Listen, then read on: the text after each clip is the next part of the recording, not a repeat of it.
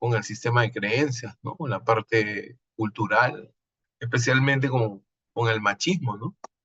En la época, en la época del machismo era normal que un hombre golpee a su esposa, a su hija, a su pareja.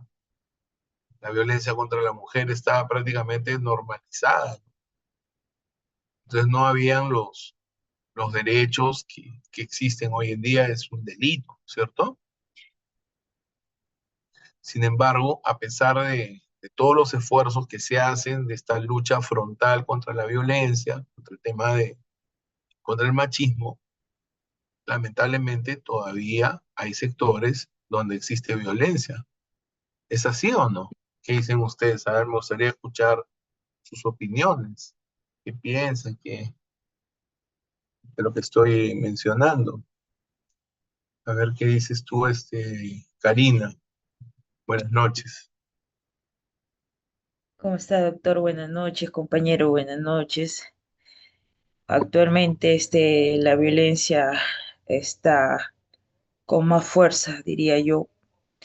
Hay muchos casos, el machismo aún persiste, eh, seguimos teniendo este tipo de violencia física, psicológica, sexual, ¿no? Y económica también, que realizan cuando al entablar, bueno, una pareja, eh, aún este tema es de mucha, que se necesita bastante ayuda. Ujú. Muy bien. A ver, vamos a seguir avanzando y vamos a seguir comentando, ¿no? Hubo hace unos, bueno, hace bastantes años, digamos más de 10 años, hubo un estudio multicéntrico, o sea, que era un estudio de varios países. Involucraba como a 10 realidades del mundo en el tema específico de violencia a la mujer, en el tema específico de violencia a la pareja.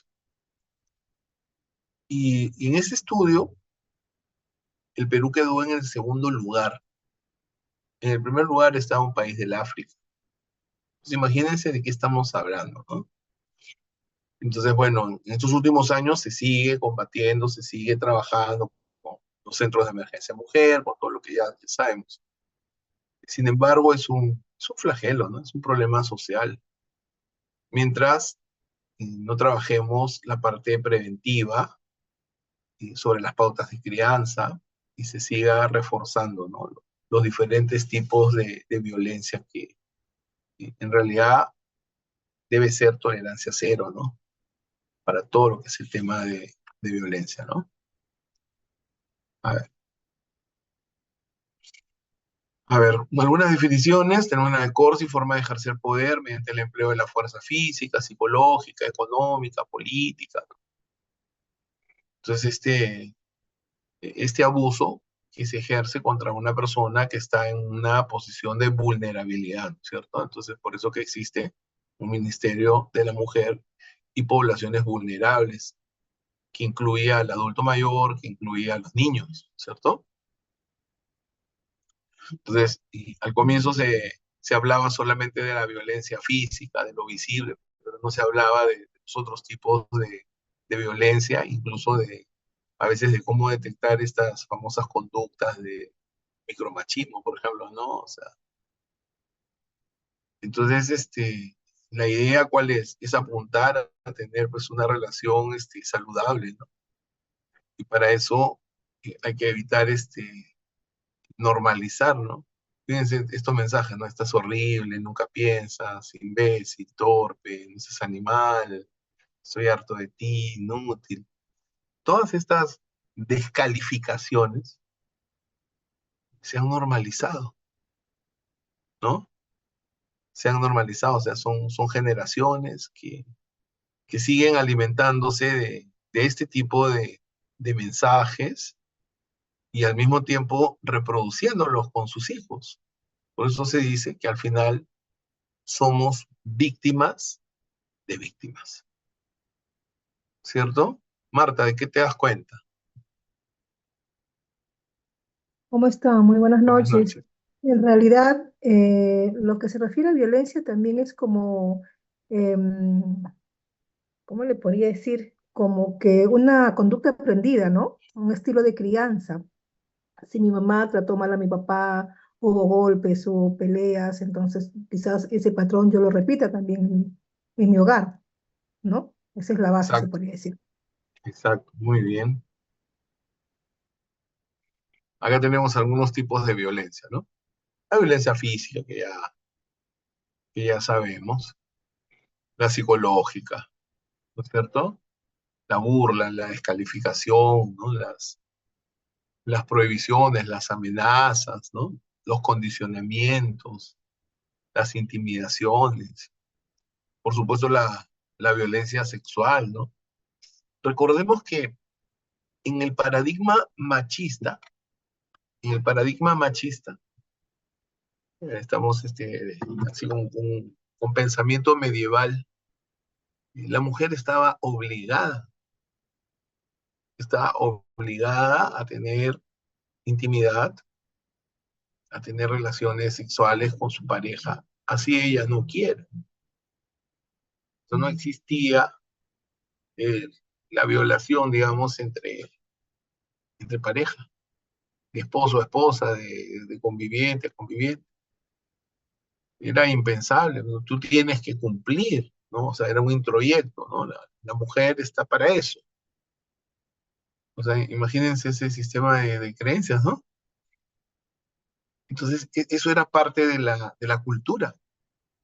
Era impensable, si retrocedemos en el tiempo, hace 40, 50 años, que una mujer se quejara de que el esposo llegaba ebrio y le tiraba una cachetada y luego tenía intimidad con ella, ¿no es cierto? Entonces ella no podía, se iba a la comisaría no le aceptaban la denuncia y sí, se burlaban de ella, ¿qué habrás hecho? Incluso de repente buscaba apoyo en la familia y la familia le decía, así es, cálmate, ya le va a pasar, ya, ¿qué vas a hacer? Pues es tu esposo, ¿no? Entonces estaba como normalizado, ¿sí? Y también es sabido, sino que a veces el problema de este tema que es tan sensible, a veces no es solamente el tema en sí, sino es cómo retransmitirlo, ¿no? O sea, cómo comunicarlo, ¿no? Entonces, por ejemplo, se sabe de que el inicio sexual en algunas zonas de nuestro país es temprano por diversas circunstancias, pero también se sabe de que en algunas zonas de nuestro país, y es algo que duele, el inicio sexual de un porcentaje de la población es a través de la violación, sobre todo en zonas como la selva de nuestro país. Pero es diferente a como yo lo estoy diciendo en este momento, a que alguien diga, pues, las niñas pueden tener relaciones o es normal, ¿no es cierto? Es diferente. Es también nosotros como terapeutas, como el enfoque que le damos a las cosas, a las circunstancias y cómo decir, ¿no? No es a veces lo que dices, acuérdate, que en la teoría básica de la comunicación, sino cómo lo dices, cómo estás enfocando las cosas. Por supuesto, cuando se da la crisis de pareja, la separación, y estamos hablando de repente en una relación de pareja donde el hombre se maneja en el paradigma del proveedor y lo que hizo fue pedirle a la pareja, en este caso a la mujer, pedirle que ella se dedique a los hijos, se dedique a la casa, pero lo que ella no se daba cuenta es que ella era completamente dependiente de él. Entonces, en esa circunstancia es donde se puede ejercer una violencia económica. ¿Para qué vas a trabajar si yo te doy más de lo que tú ganas? Lo que tú ganas no alcanza para nada, dedícate a la casa, yo trabajo por los dos, pero el día que las cosas no funcionan, lo primero que va a hacer él es, en términos coloquiales, es cerrar el caño, ¿no es cierto? Entonces la puede dejar literalmente hasta sin comer. A ver quién quiere participar, alguien que quiera compartir, va a ser lo que estamos hablando. A ver, Héctor.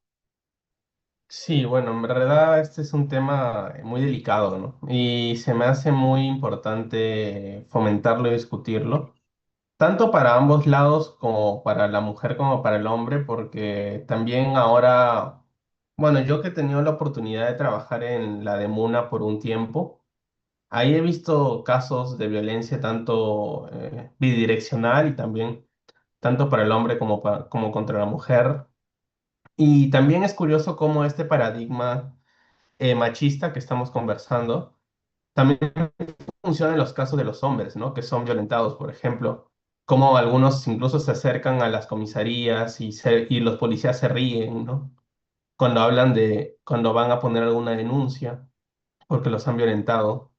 Entonces, me parece que falta trabajar, si bien se ha trabajado bastante en estos últimos años para que este paradigma disminuya, hay que seguir trabajando en ello, ¿no?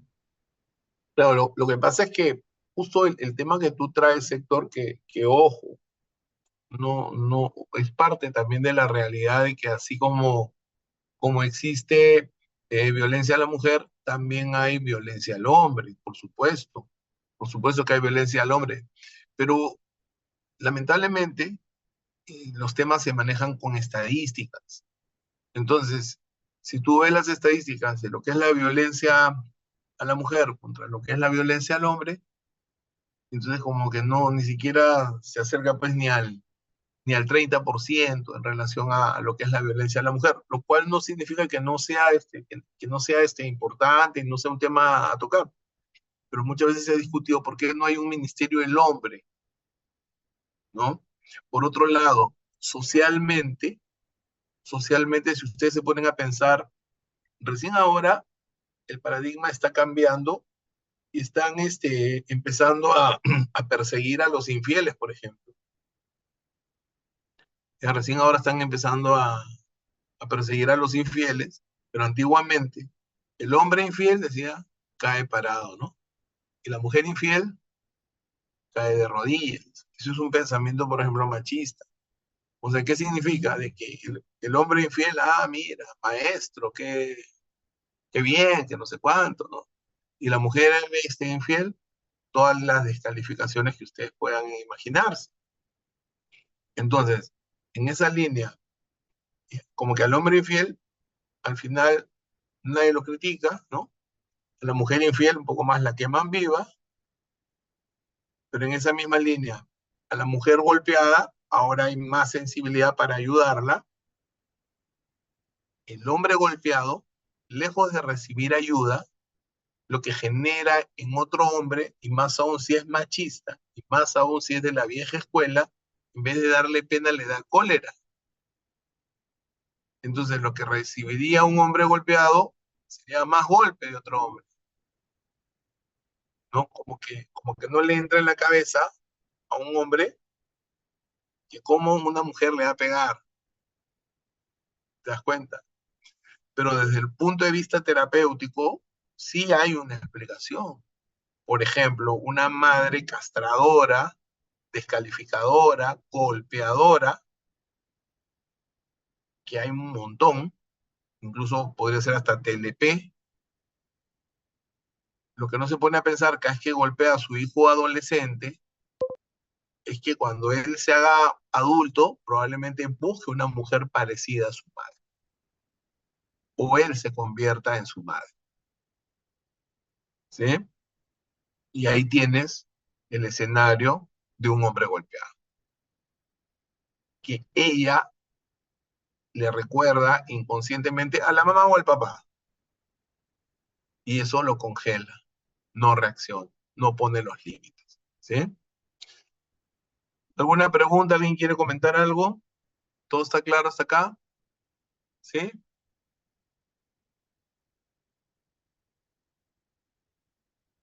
Nadie. Seguimos. Vamos con la escalada, ¿no? Y por supuesto que algo que también hay que decir que en psicología todo es un proceso, ¿no? O sea, nada ocurre de un día para el otro. Que a veces no lo queremos ver es otra cosa. Que no lo queremos ver, bueno, caemos en la negación, en el autoengaño. Pero esa persona que te controla el horario de entrada, de salida, te llama por teléfono, te censura la ropa, las amistades. No quiero que salgas, no quiero que vayas a fiestas, no quiero que pares con tal persona, no quiero que te vistas de esa forma. Ya desde ahí nomás ya está dando todas las señales de alerta, ¿no? Y a veces y utiliza las frases como yo me preocupo por ti, yo confío en ti, en quien no confío es en los demás, ¿no es cierto? Entonces, con todas las estrategias de manipulación. Por ejemplo, ¿tú cómo te das cuenta que una persona, un indicador, ¿no? Podría ser cuando tú recién conoces a una persona y de repente estás en filtreos, no sé, pues conociendo a la persona. Y esa persona, mira, en un día ya te hizo prácticamente una anamnesis. Ya sabe, para la segunda vez que sales con esa persona, ya hasta te discute cosas de tu pasado. No, no fue tal persona, fue otra. Ahí ya te das cuenta que es una persona que tiene de alguna forma necesidad de control, ¿no? ¿Y a dónde vas? ¿Y por qué no me llamas? Te empieza a mandar mensajitos varias veces al día.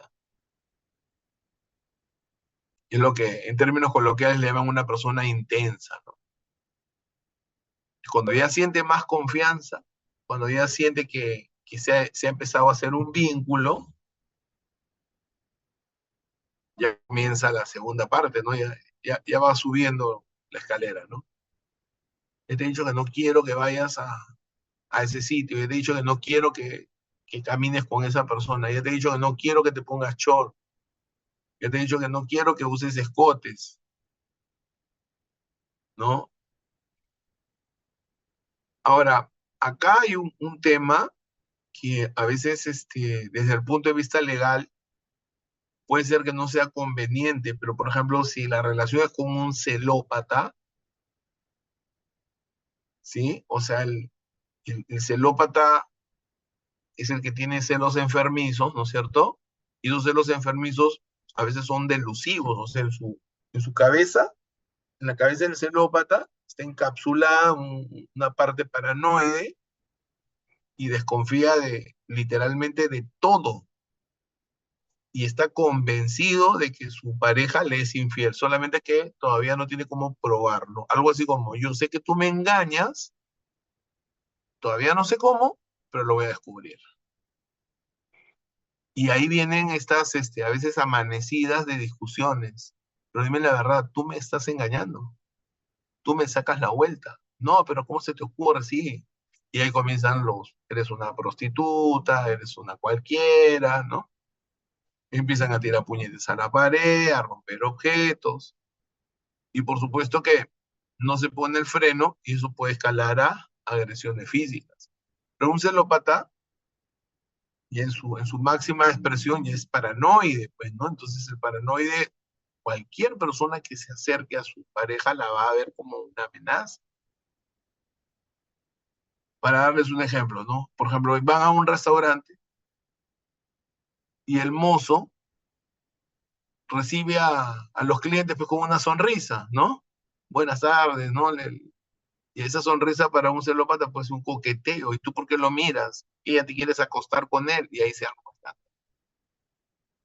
Se cruza por la calle con cualquier persona. Ponte que están en pleno caminando, en pleno cruce, de repente pasa un hombre X y el hombre ponte que hace así, se rascó el ojo. ¿Ya ves? Ese hombre te está haciendo gestos, seguro que tú estás con él. Eso hace un celópata. ¿Mm? Llega a la casa y empieza a buscar todo. Y es como que cuando antes de salir ha tomado una fotografía de todas las cosas de la casa y ve si la almohada está en la misma forma como la dejó, las sábanas. Y he visto casos donde el celópata revisa hasta el papel higiénico para ver si la mujer cuando regresó de la calle tiene residuos de semen. La revisa sus genitales para ver si ha tenido intimidad. Ahí estamos hablando de una celotipia, ¿no? Pero vamos a suponer que no haya eso. Ya. Igual vienen las agresiones físicas, y esas agresiones físicas que pueden ir desde una cachetada, empujarse, golpearse mutuamente, podrían eventualmente terminar en el feminicidio, ¿cierto? Ahora, lo que también tenemos que ver acá es que si ustedes se ponen a ver y revisan un poco las estadísticas, muchas mujeres que han sido víctimas y han terminado perdiendo la vida, estos ataques de muerte no han sido durante la relación, sino más bien ha sido cuando la relación terminó. Ya, o sea, ya terminó la relación y el agresor va, la busca y la mata. ¿Cuál es la pauta ahí? Si no eres para mí, no eres para nadie. Ese machista agresor no concibe en su mente que ella pueda disfrutar sexualmente con otra persona. Víctor, ¿de qué te das cuenta? Buenas noches.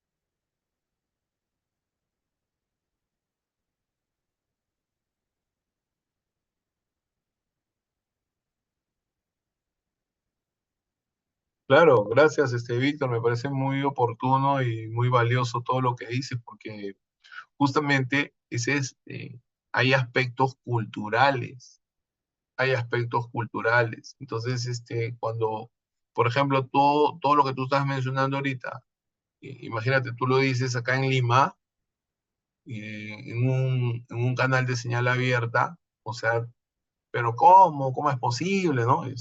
Y es así como se maneja.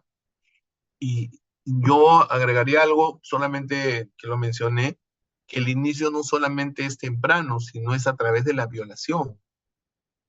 O sea, eso también es así, o sea, y es algo que a veces es una realidad dolorosa que no queremos ver, ¿ya? O sea, no solamente es temprano, sino es a través del abuso, ¿no? Entonces, sí, es penoso, es lamentable, pero eso está estudiado hace muchísimo tiempo. ¿Quieres agregar algo, Víctor?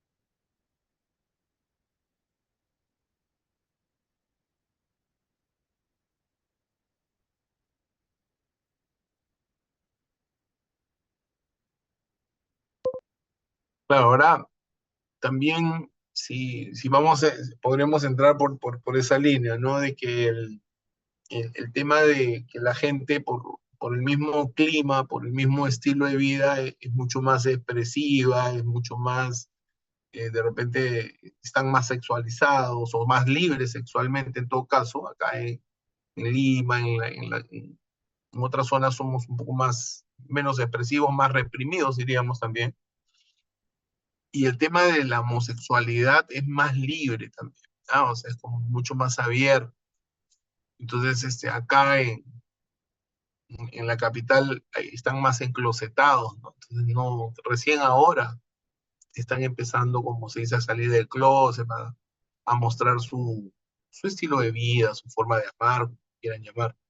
Pero de repente en esa parte también son mucho más expresivos. Muy bien, ustedes ya conocen el famoso ciclo de la violencia, ¿no es cierto?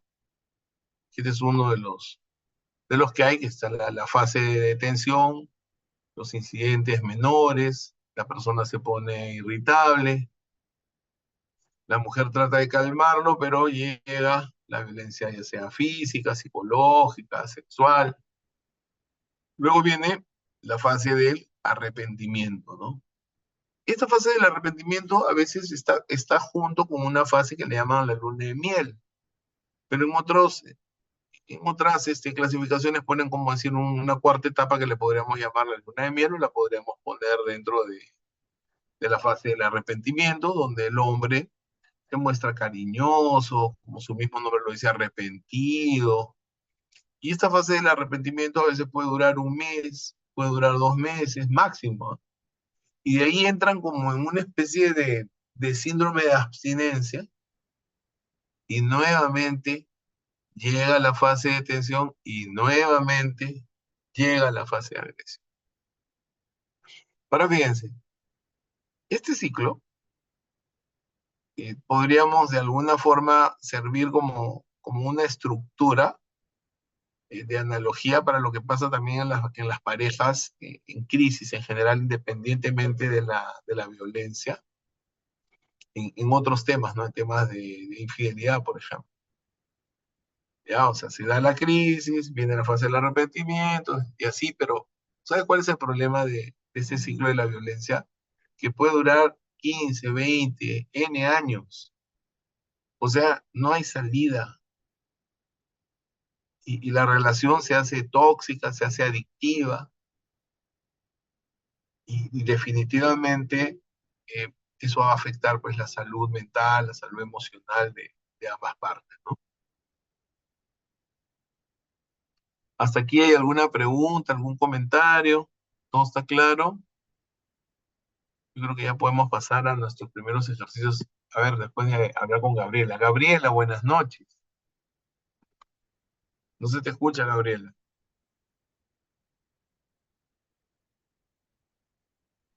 Buenas Gabriela, noches. Sí, sí, buenas hola. noches. ¿Me escuchan? Buenas noches. Ahora sí. Eh, Quisiera hacer un pequeño comentario sobre las características que mencionabas sobre los celópatas, ¿no? Sí. Según mi experiencia, esas características que acabas de mencionar, pues suelen tener esas personas, cuando, o sea, prácticamente como que son características que le echan la culpa a su víctima, ¿no? De que eso, de que estás haciendo eso, todo lo que mencionaste.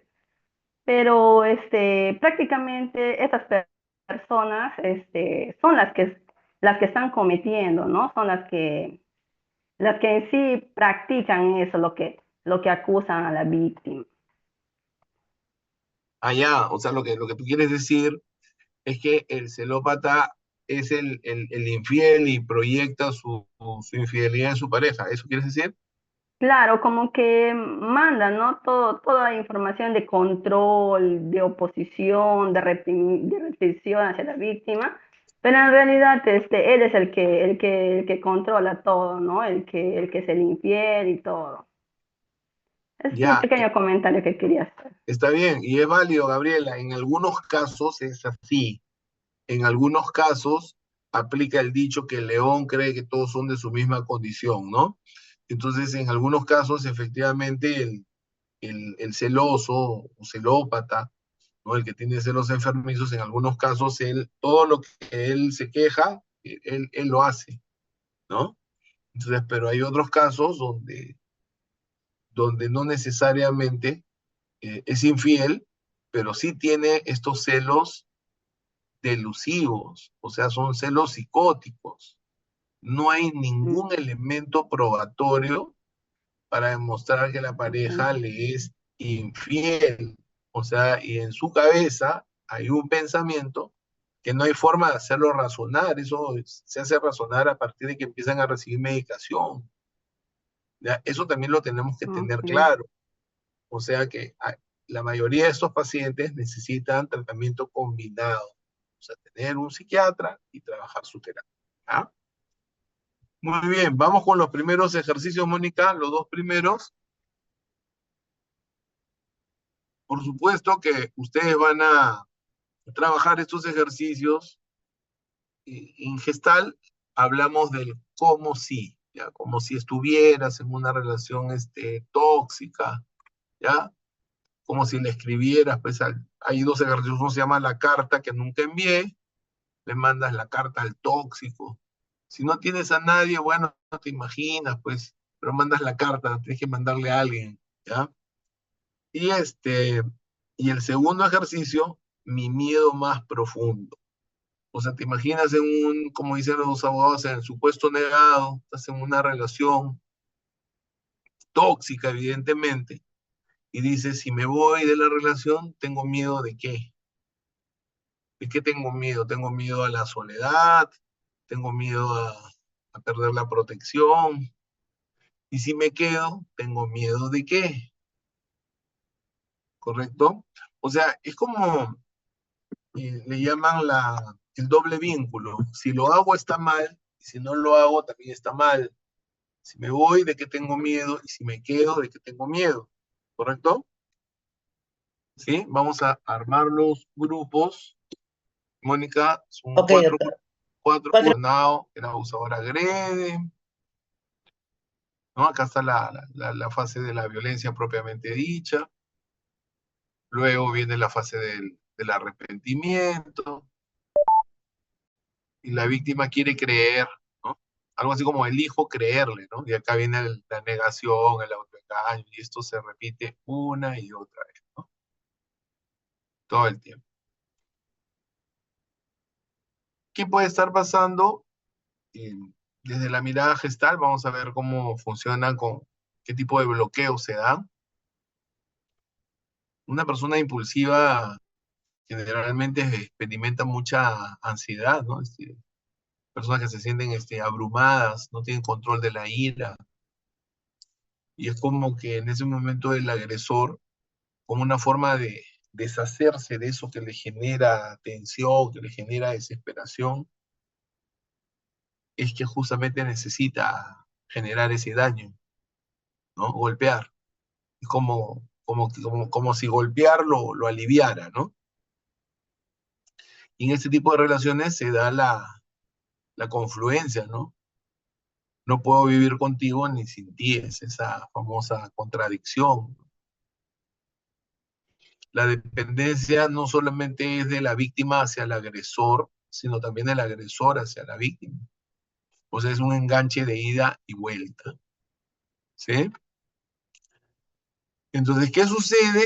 Como dice acá, la imposibilidad de ejercer fluidamente la relación figura y fondo. ¿A qué se refiere con el hecho de que la persona está bloqueada y no puede cerrar sus gestales? Pues la persona no puede satisfacer sus necesidades. Por ejemplo, en este caso, la víctima no puede hablar, no puede decir lo que piensa. Y hay un momento que a veces la víctima no sabe ni qué decir porque es literal, todo lo que diga va a ser usado en su contra, ¿no? El agresor lo va a utilizar para descalificarlo, para golpearla. Entonces, ¿qué pasa? Que a veces hay personas que ya se desensibilizan, ¿no? Como que el agresor las insulta y ya no sienten, ¿no? O sea, ya están tan acostumbradas a recibir, y no solamente de parte de la pareja, porque esto puede venir incluso desde la infancia, ya sea que hayan sido testigos de violencia o víctimas incluso de sus hermanos, de sus padres, en el colegio, de otras personas, ¿no? Entonces, el organismo, como dice, no puede mantener su mismo nivel de alerta, de excitación, porque es como, a veces tú le preguntas a una persona y toda la vida ha sido así, el padre golpeaba a la madre golpeaba a los hijos, y era golpeada por hermanos, familiares en general. Ahora con la pareja, lo único que hace es reproducir las mismas conductas que trae desde atrás y que incluso viene desde generaciones, ¿no? Entonces la persona está prácticamente bloqueada, desorganizada, se ha roto pues su homeostasis, su equilibrio, ¿no? Ahora, estamos hablando de una familia de origen golpeadora, violenta, ¿no? Entonces, por eso les digo, si la persona no la han tocado, puede ser que haya sido testigo, ha visto, y de repente no vio que el hombre, el padre le pegaba a la madre, pero recordemos que la indiferencia también es una forma de violencia, ¿no? Personas que son invisibilizadas, ¿no? Están multiplicadas por cero, nadie les hace caso, ¿no? Entonces a veces no habrá violencia física, no habrá gritos, pero hay silencios. El no decirle nada, el ignorar a una persona, también podríamos decir que es una forma de violencia. ¿Qué dicen ustedes? ¿Ah? Una persona a un niño que lo ignoras, no lo abrazas, no lo tocas, no le dices que lo quieres, no lo felicitas. ¿Mm? Entonces puede ser que esta persona tenga una pareja que la frustra, frustradora, ¿no? Crítica, no la toca, pero no le toca poner un pelo, pero sí la subestima, la compara, la descalifica. Incluso lo puede hacer en voz baja, le puede decir, tú nunca vas a ser como, no sé, pues como tal persona. ¿Qué te vas a comparar tú? ¿Qué vas a saber tú? ¿Tú de dónde vienes? ¿Qué familia tienes? ¿Quién eres? Y descalificarle con toda la información que le ha sacado, ¿no? En este caso a su pareja, ¿no?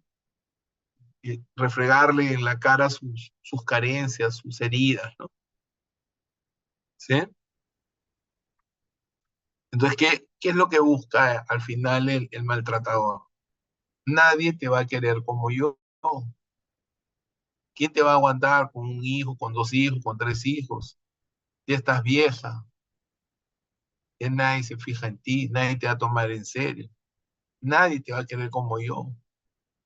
Entonces, ¿qué pasa? Que esa narrativa, la persona se la empieza también a repetir y la víctima llega a creer, bueno, tendré que estar con esta persona a nada, a estar sola, aunque sea me protege, me cuida, me ayuda a pagar el colegio de mis hijos, o la universidad, o me da casa y comida, ¿no es cierto?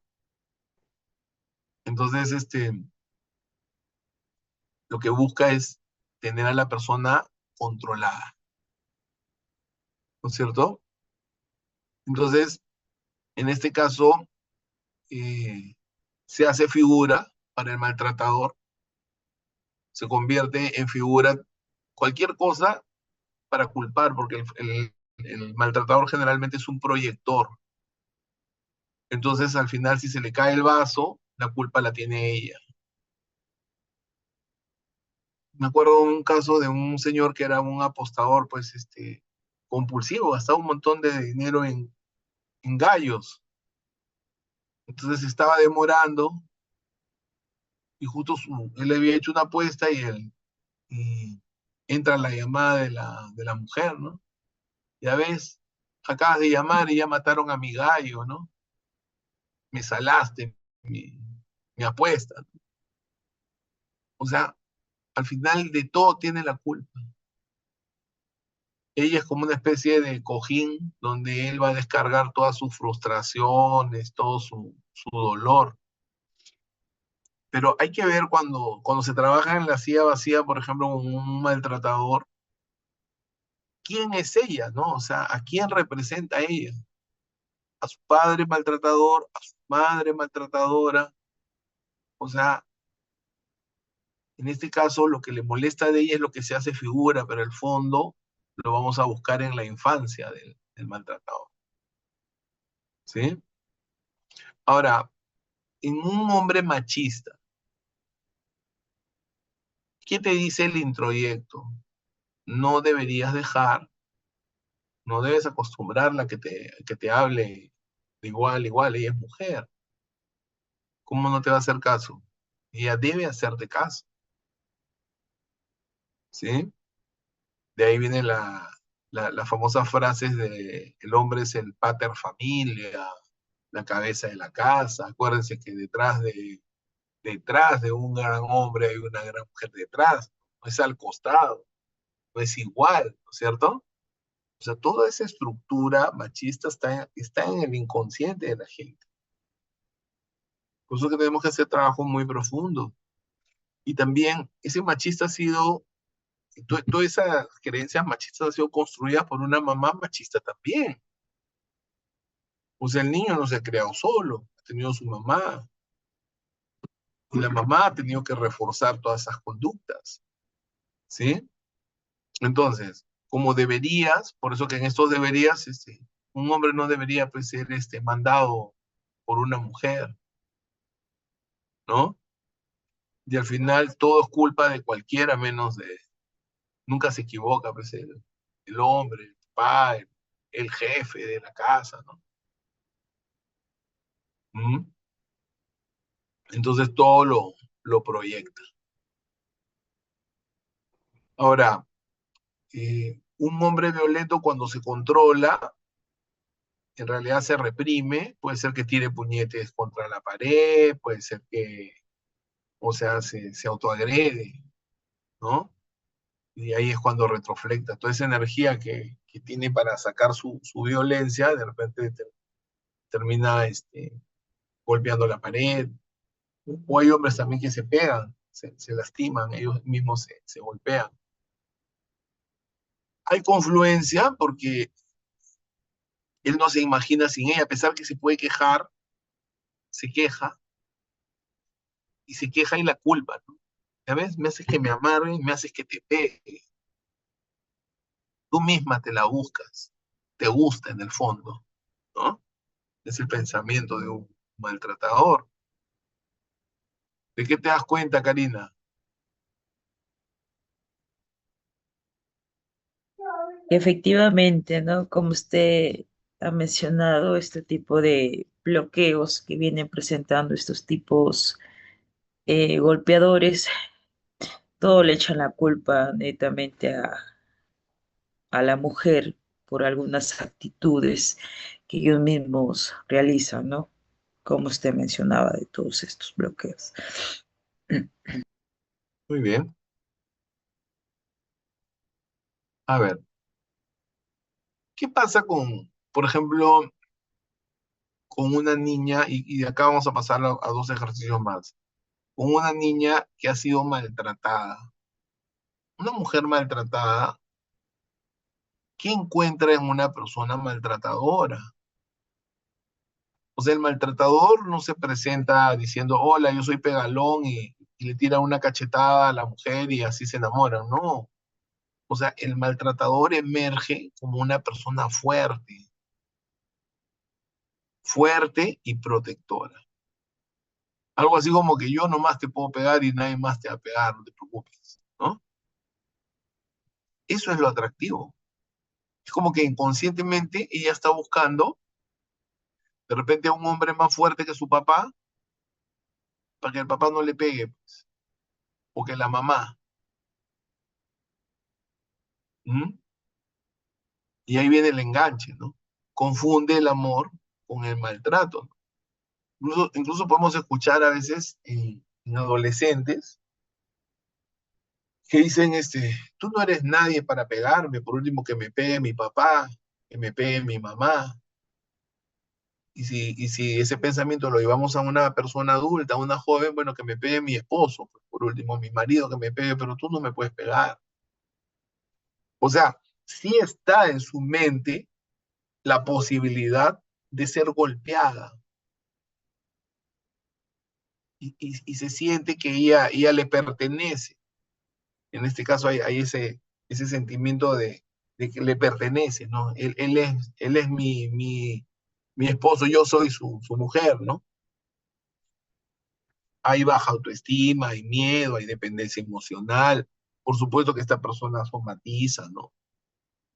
Como comorbilidad, vamos a ver, depresión, y no solamente trastornos, vamos, pueden haber trastornos de personalidad conforme va pasando el tiempo y es una persona que es maltratada de manera sistemática y sostenible en el tiempo, hace de todas maneras un cuadro de un trastorno de la personalidad, ¿no?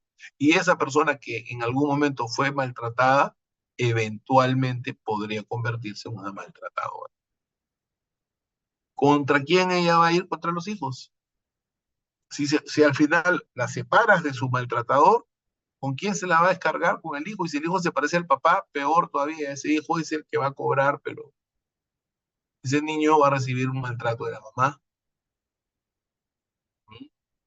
¿Han visto casos así o no? A ver quién quiere comentar. Donde la mujer los golpea a los hijos y más al hijo que le recuerda al padre. A ver, Víctor está moviendo la cabeza. A ver, Víctor.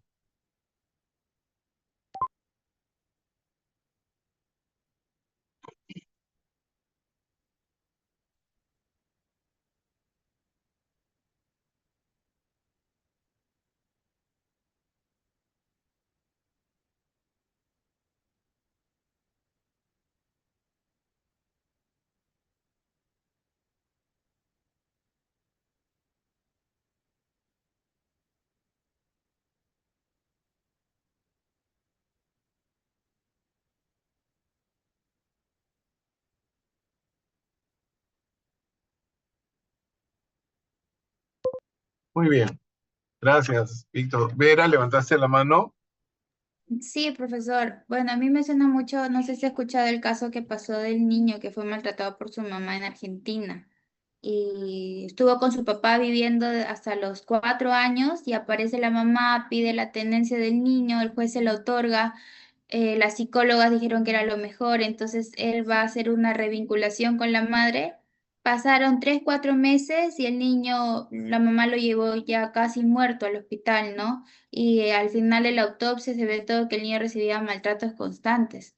Entonces, desde ese caso, pues en redes sociales aparecen ahora muchos casos de muchos niños maltratados y la mayoría es que la mamá acepta. No, sí, yo lo hice. ¿Por qué? Porque yo quería un hijo hombre y me nació una hija mujer. O porque su papá no se preocupaba por nosotros. Y siempre culpan, como usted dice, al papá del niño en este caso, ¿no? Y es tanta su ira o el maltrato que pueden tener cuando los niños no pasan ni los 2, 3 años, incluso a veces, ¿no?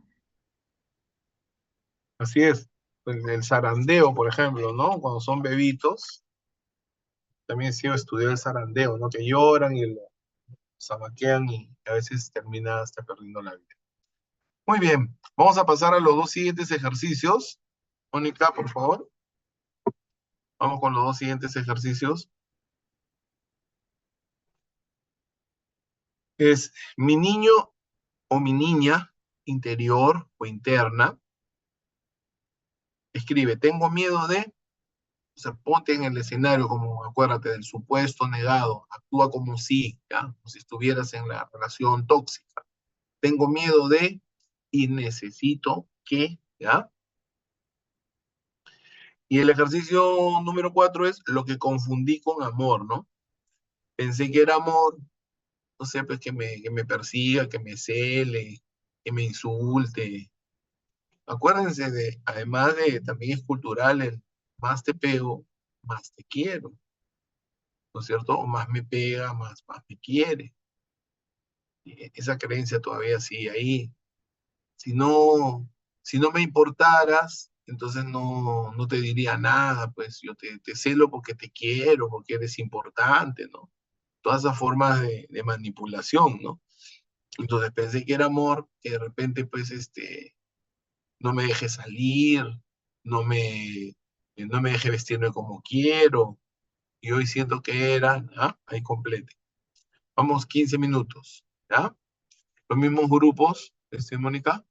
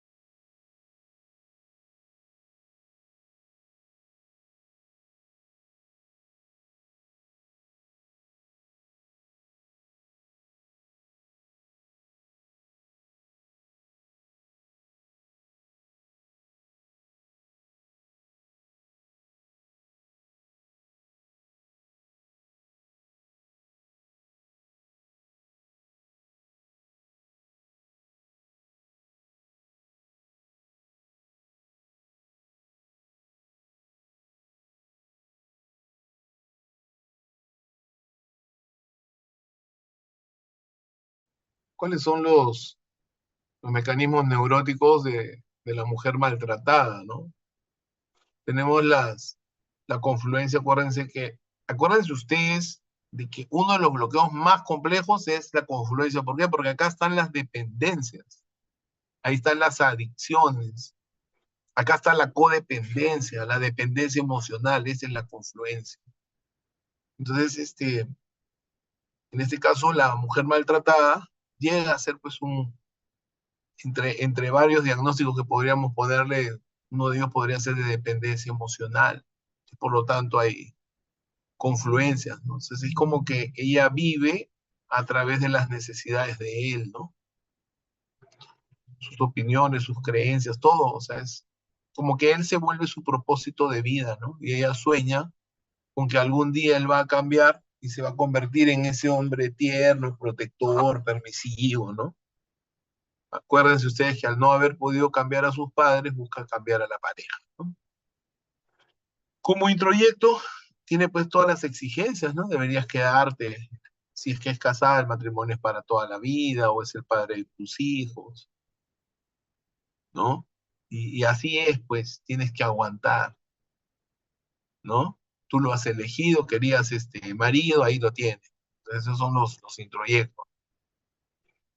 Y en la retroflexión, definitivamente no se atreve a decir muchas cosas y eso hace de que somatice, ¿no?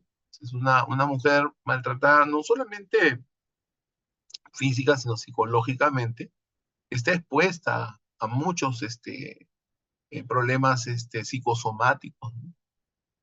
Como consecuencia de ese maltrato que ha recibido en algunos casos de toda la vida, ¿no?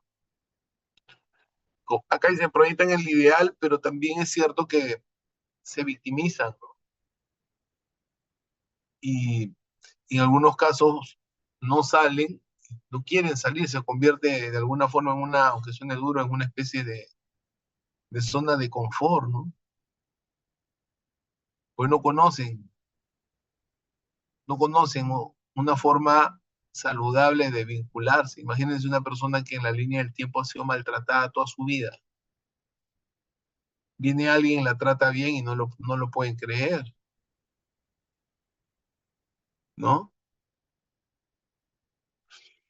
Y yo el otro día veía en el TikTok así scrolleando y y salía como, o sea, el video aparecía como meme, ¿no?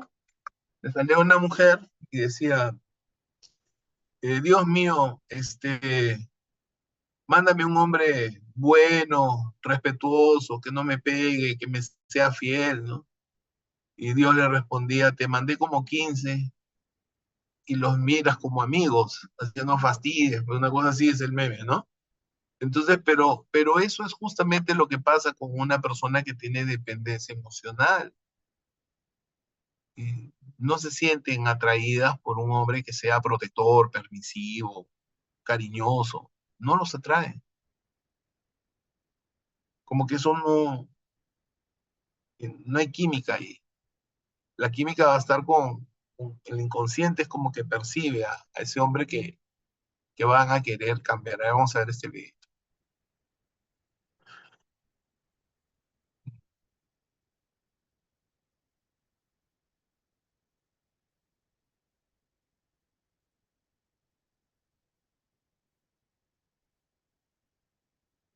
A ver.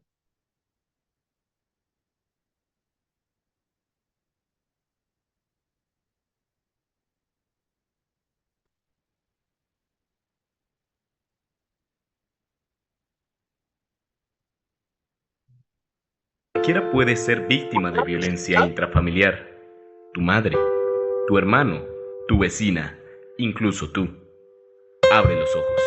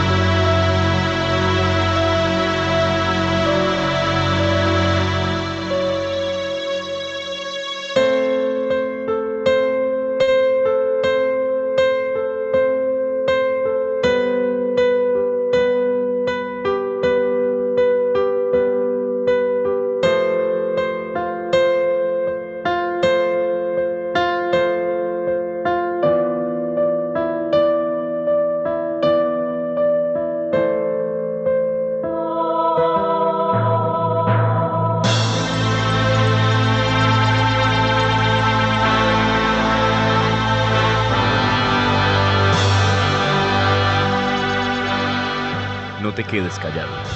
Denuncia.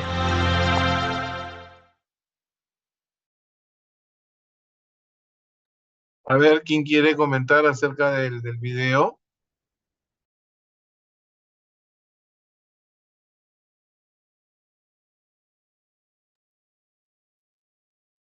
A ver, ¿quién quiere comentar? Héctor. Sí, bueno, en general el video demuestra también que es transgeneracional, ¿no? Cómo este patrón, estas creencias machistas van pasando de generación en generación, y cómo van evolucionando y al final terminan siendo afectadas las parejas, los hijos, incluso los mismos padres, las mismas madres ejercen esta violencia contra sus propios hijos. Y así va a continuar, ¿no? Hasta que una generación rompa, digamos, este patrón, rompa esta cadena, lo cual requiere mucho trabajo, mucha terapia, ¿no? Y también, bueno, a mí me hizo recordar también mucho a un caso que me comentaron hace unos meses sobre, bueno, es sobre una persona que veía muchos casos de mujeres y un día llegó una mujer para comentarle un poco sobre que estaba siendo maltratado por su esposa tal, y ella le dijo muy contundentemente que se separe de él, pero ella le dijo no, pero cuida de mis hijos, frases muy similares a lo que se ve en el video. Y me acuerdo que esta persona me contaba que la próxima vez que fue a ver, era un caso en la selva, la mujer ya había sido asesinada, ¿no? Por el señor. Y entonces en verdad que este video a mí personalmente me ha impactado bastante y me ha hecho recordar ello.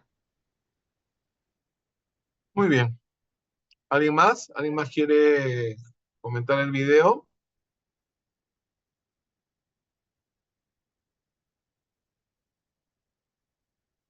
Están mudos. ¿Qué pasó? Bueno, vamos con la última parte de la teoría. Vamos con la última parte de la teoría. Y al final vamos a hacer tiempo para seguir. Vamos con gestal en violencia. ¿Cuáles pueden ser los temas dentro de las sesiones terapéuticas? Un poco lo que ha estado diciendo Héctor, ¿no? O sea, estos modelos de pareja.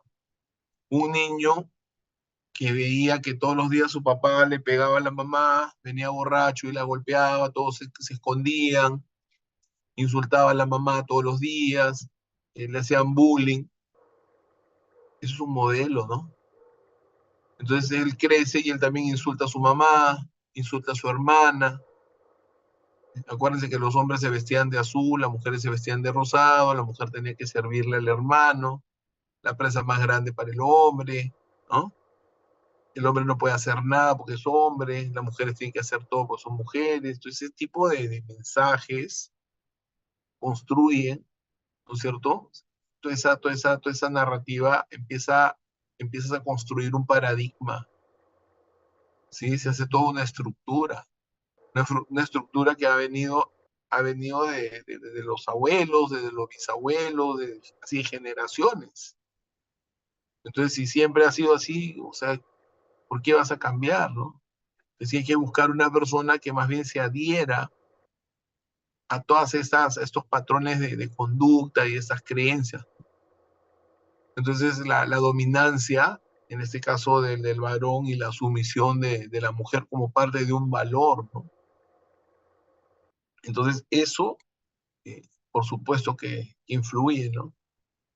Y los roles que se asignan, imagínate, la mujer estaba antes limitada a ser ama de casa. Acuérdense, en la época de ya ni siquiera de las abuelas, de las bisabuelas o tatarabuelas, que la mujer no podía estudiar, ¿no? Entonces, la mujer no podía ir a la universidad, apenas terminaba el colegio, ya no se le podía dar más educación porque era un peligro, pues, para el hombre, que era todo, ¿no? Entonces, la idea, ¿cuál es? Decirle a la persona, termina con tu relación de pareja En el caso de que esté en riesgo su vida, sí hay que separarlos, ¿no? Para que no, eh, no atente pues contra su vida y tiene que denunciar.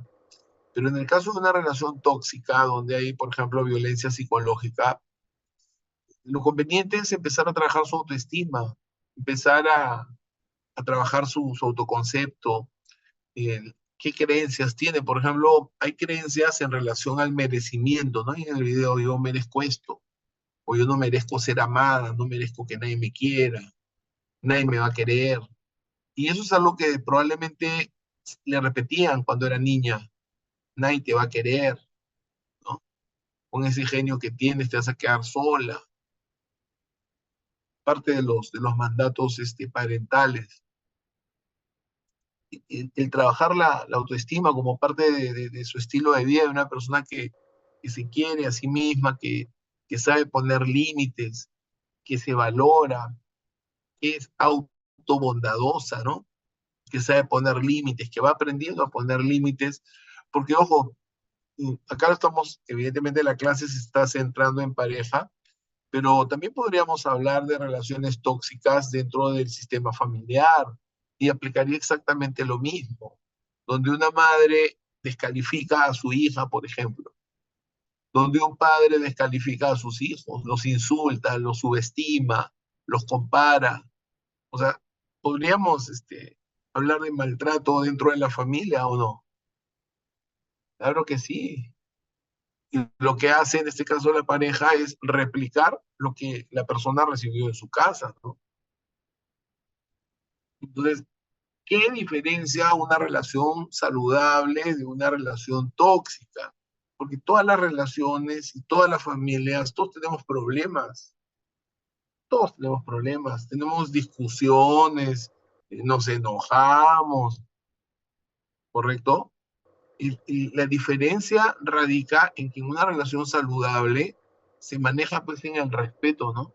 Yo puedo tener diferencias con cualquier persona y la persona dirá verde, yo diré amarillo, no sé, y ya nos molestamos si quieres, pero eso no significa pues que vamos a faltarnos el respeto, ¿no?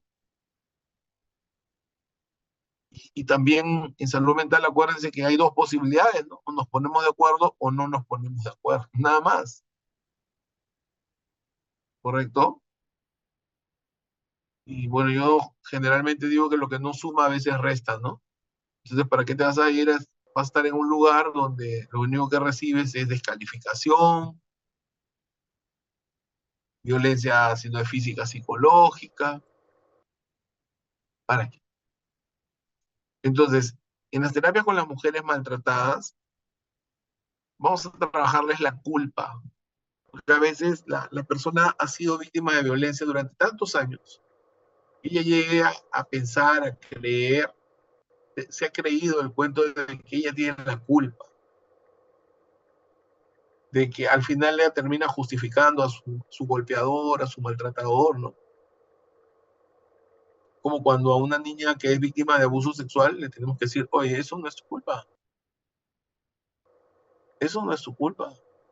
Eso que te pasó cuando tú eras niña o si has sido víctima de alguna agresión, o sea, no hay nada que justifique.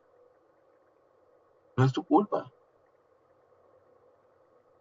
Y si en algún momento tú sientes que te fallaste a ti misma, bueno, perdónate, ¿no? O sea, hay que trabajar sobre el hecho de que la persona deje de autoculparse, ¿no? De culparse, de invitarse a sí misma o a sí mismo a sentirse mal, ¿no?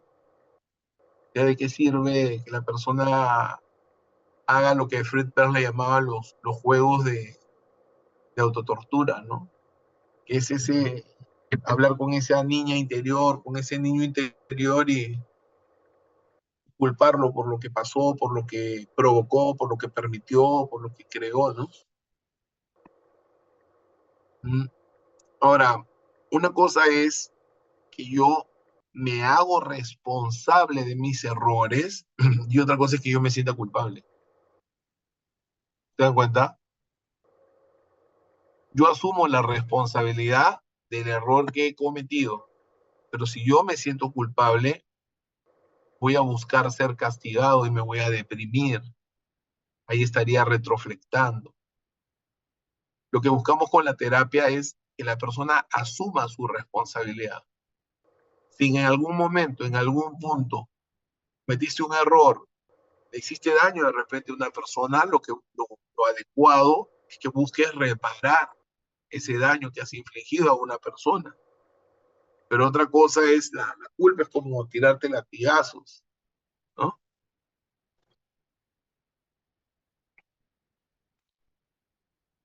Acá son algunos de los pasos, ¿no? Y recordemos que a veces lo único que necesita una persona es ser escuchada.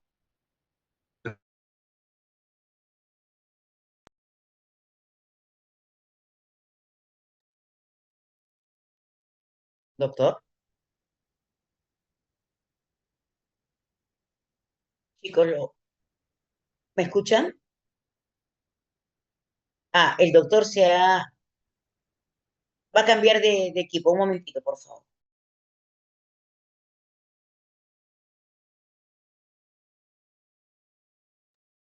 Mira, lo viene a molestar el internet justo a la hora que ya vamos a terminar. Ahí está el doctor. Me fui un pequeño comercial del internet, me salí. A ver, vamos a poner, ya estamos acabando, ya, Dios mío. ¿Ahí me escuchan, me ven? ¿Sí? Sí, doctor. Perfecto. Yo les decía que recoger las emociones es escuchar. A veces lo único que necesita una persona es ser escuchada, ¿no?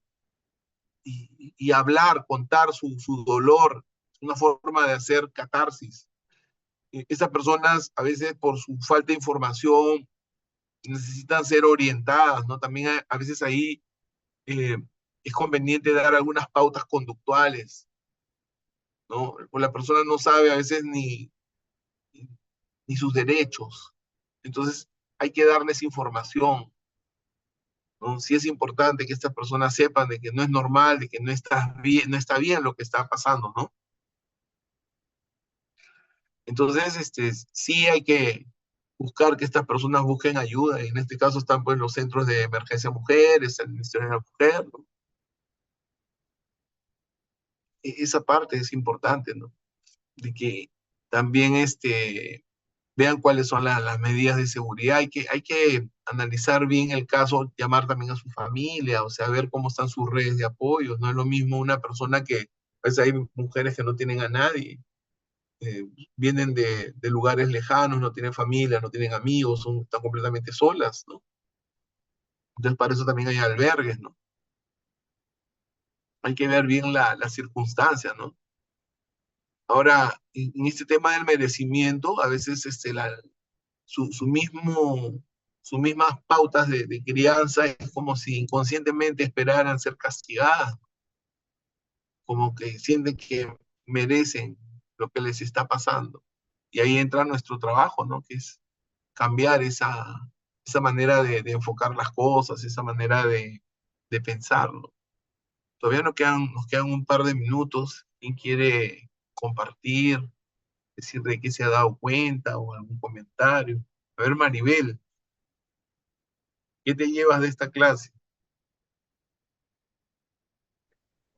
Bueno, el tema de violencia es un tema bastante amplio.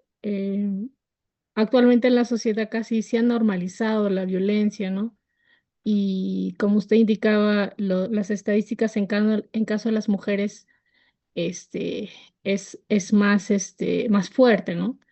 Y también hablando culturalmente, por ejemplo, hay en zonas como la sierra, donde he tenido la oportunidad de vivir, donde también se justifica la violencia como una forma de corregir, ¿no? Y dentro de esa idea, a veces se acepta también, ¿no? Que la violencia es para corregir, ¿no? Y a veces ese estilo de crianza, pues, hay que trabajar con los padres, con los futuros padres también, pues, ¿no?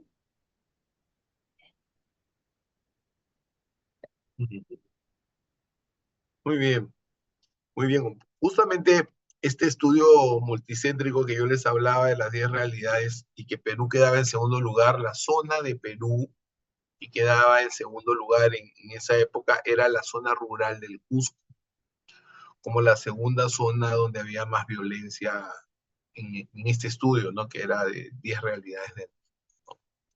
Entonces es un tema efectivamente bastante amplio para reflexionar, pero acuérdense que en este modelo lo hacemos ese aprender haciendo, ¿no? O sea, revisando, mirando, haciendo visibles nuestras propias situaciones inconclusas para poder ayudar a los demás. A ver, una persona más, sí, brevemente, que quiera participar.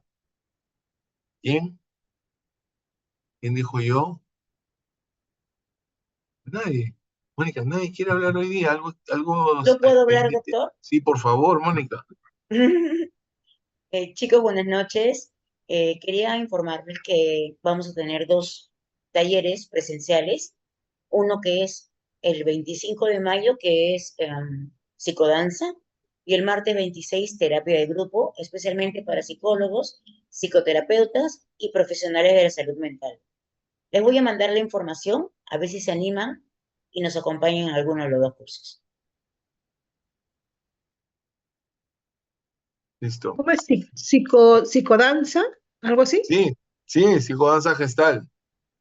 Psicodanza Son gestal. ejercicios psicofísicos acompañados de imaginería, de meditación en movimiento, claro que sí. Muy bien, Qué bueno.